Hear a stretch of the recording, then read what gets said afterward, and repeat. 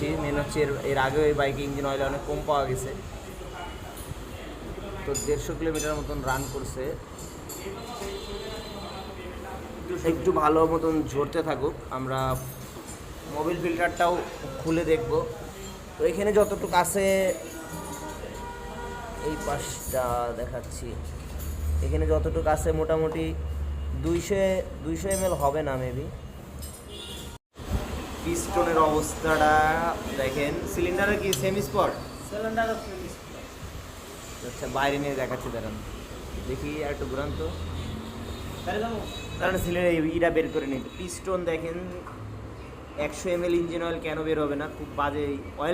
Oil ring আর কি compressor ring দুইটাই বসে গেছে, একবারে দুটাই। কম্প্রেসার রিং তো নাই এর মধ্যে, অ্যাডজাস্ট হয়ে গেছে একদম। অয়েল রিং এবং কম্প্রেসার রিং দুইটাই বসে গেছে, একদম একদম লেগে গেছে এক কথায়।